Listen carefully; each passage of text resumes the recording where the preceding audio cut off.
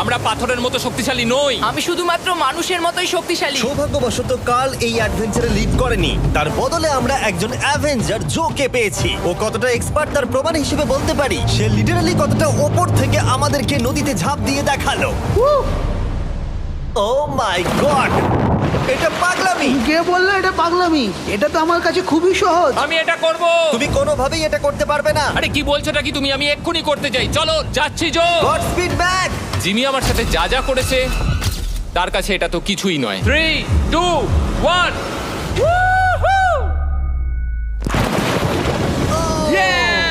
তুমি করবে? না, আমরা না এগুলো শেষ পর্যন্ত যেতে পারবো না। ও মাই গড, আমাদের নিচের দিকে যেতে হবে। আমরা সবসময় স্রোতের উল্টো দিকে কেন যাই? এখন শুধু আমি ভেসে ভেসেই যেতে পারবো, আর কিছু না। এই জলের তলায় অনেক ধারালো পাথর আছে, তোমরা সেগুলোকে দেখতে পাবে না, তাই সাবধানে পা ফেলবে। ও মাই গড, আবার এটা গভীর আরে হচ্ছে। আমার পা তো কিছুর উপরে রাখতে হবে। ছোট পাথরগুলোই একমাত্র বাধা ছিল না, মনে হচ্ছে আমাদের প্রতিটা পদক্ষেপে। ও ভাই, আমি কিচ্ছু দেখতে পাচ্ছি না। এটা খুব ভয়ঙ্কর। কেভটা আরো অন্ধকার হয়ে আসছিল এবং আরো সরু। আর তখন আমরা জানতাম না যে আমরা ফিনিশ লাইন অবধি পৌঁছতে পারবো কিনা। ও, আহ। আমি ক্লান্ত হয়ে পড়েছি। এই কেভে আরো কঠিন বাধা আসার আগে তোমাদেরকে আমি কিছু দেখাতে চাইবো। জো, তোমার ব্যাগটা দাও। Thank you. তুমি জানো এর মধ্যে কি আছে? না, জানি না কি আছে। Brand new mister beast lab swamp. সত্যি কথা বলছি, গত 5 ঘন্টা ধরে যেহেতু আমি অনেক পরিশ্রম করেছি, তাই কোনো মতেই এখন এটা আমি বলার মতো অবস্থায় নেই। তাই এটা শুট করার 1 মাস পরে আমি পুরো কেপ সেটটা তৈরি করলাম ফিউচার জিমি নেম ট্যাগ দিয়ে। তারপরে বললাম, হে, আমি ফিউচার জিমি, আর আমি এখন তোমাদেরকে বলবো brand new toy line of mister beast lab swamp সম্পর্কে। এটা একটা কালেক্টেবল টয় লাইন, আর এখানে 119টা ইউনিক ডিজাইন ক্যারেক্টারও আছে যা তোমরা কালেক্ট করতে পারো। আর সবথেকে দারুণ ব্যাপারটা হলো, কোন ক্যারেক্টারটা তুমি পেয়েছো সেটা জানতে হলে এই টিউবে ওয়াটার দিয়ে নাড়াতে হবে, আর তোমার সোয়ামস তোমার সামনে চলে আসবে। আর আমি এটা ডেমনস্ট্রেট করতে এই বিশাল বড় টিউবটাকে বানিয়েছি। এই টিউবটাকে জল দিয়ে ভরে দাও। তোমাদের এত জলের দরকার নেই, এটা অনেক বড় বলে এত লাগছে। ঠিক আছে, এটা এখন জলে ভর্তি হয়ে গেছে। এবার এটাকে একটু নাড়াতে হবে। এটা কি আর নাড়াতে হ্যাঁ হবে? হ্যাঁ, অনেক নাড়ানো হয়ে গেছে। এবার জল ঢালো এখানে। জো ঢালছে।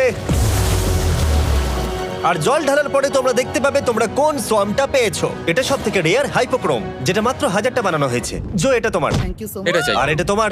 কাল কি নেবে? আমার কাছে দুটোই ছিল। আর আমরা শুধু সোয়ামেই থেমে নেই, আমরা এই অ্যাকশন ফিগার প্যান্থারগুলো বানিয়েছি যেগুলো এই ব্রিফকেসে আছে। আর এই সোয়ার্মের মতো এই মিউটেটর, যখন তোমরা কিনবে দেখতে পাবে এর ভেতরে কি আছে। কোথায় কিনবো? ভালো হয়েছে জিজ্ঞাসা করলে। মিস্টার বিস্ট ল্যাব টয়েস এখন তোমরা পৃথিবীর সব জায়গায় পেয়ে যাবে। এগুলো সব বেরিয়ে গেছে, তোমরা গিয়ে কিনে নাও। আর কেবের মধ্যে অনেক সমস্যা পেরোনোর পরে আমরা ফাইনালি পৌঁছে গেলাম গ্লো ওয়ার্ম চেম্বারে। ভাই, এবার খুব ভালো লাগছে। ঠিক আছে টিম, তোমাদের গ্লো ওয়ার্ম চেম্বারে স্বাগত। এ তো দারুণ। এটা দারুণ লাগছে। ভাই, এটা পৃথিবী মনে হচ্ছে না এখানে একদমই। যে আলো তোমরা দেখতে পাচ্ছ সেগুলো আসলে ছোট্ট ছোট্ট বায়োলুমিনেসেন্ট গ্লো ওয়ার্ম তৈরি করেছে। এটা দেখতে অনেকটা মিল্কি ওয়ে গ্যালাক্সির মতো লাগছে।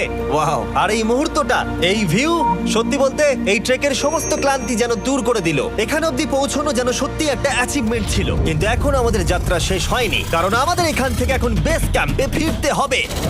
আজকে ডে 6 হতে চলেছে, এখনো ওরা আসেনি আর আমি খুব ক্লান্ত।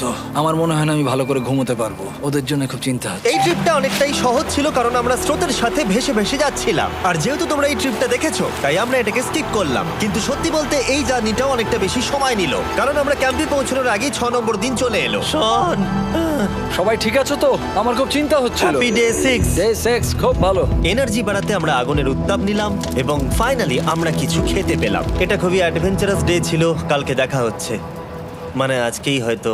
এটা হয় ডে কোনোদিন 6 হবে না। নাকি আজকে, না আমি জানি না। এত বড় ট্রেক সম্পূর্ণ করার পরে শারীরিকভাবে চূড়ান্ত ক্লান্ত হওয়া সত্ত্বেও জানি না কেন, কিন্তু আমি একদমই ঘুমাতে পারছিলাম না।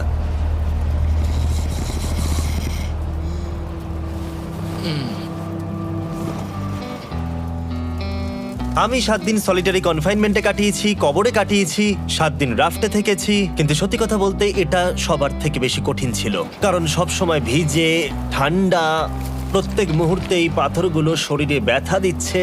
বেশিরভাগ সময়টাই এই কেভটা দুঃস্বপ্নের মতো ছিল। কিন্তু তোমার আর আমার মধ্যে জিমি! ইয়ো! গার্ড, আমাকে দেখতে পাচ্ছো? এটা পৃথিবীর সবথেকে উজ্জ্বল টর্চ। মজার মুহূর্ত অনেক ছিল। মাটির নিচে 300 ফুট গভীরে অভিযান চালানো থেকে আমাদের সবাই মিলে হ্যামক নিয়ে হাসাহাসি করা সবকিছুই অভিযানের অংশ ছিল। যেহেতু আমাদের সঙ্গ দারুণ, চলো তিমির মতো আওয়াজ করো। তাই এই ভিজে ঠান্ডা পাথুরে অদ্ভুত কেভের ট্রিপটা বদলে গেল আমাদের জীবনের সব থেকে সুন্দর মুহূর্তে।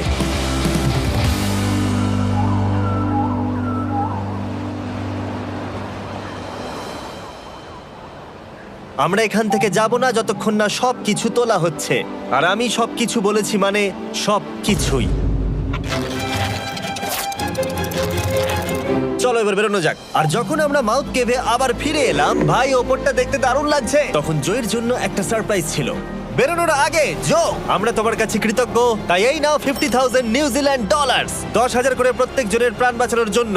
ও my god, thank you so much Jimmy. Thank you Joe. Love you, Joel! এবার আমাদের সব কাজ হয়ে গেছে, চলো বেরোনো যাক। 7টা দিন পরে আমরা ফাইনালি এখান থেকে বেরোচ্ছি।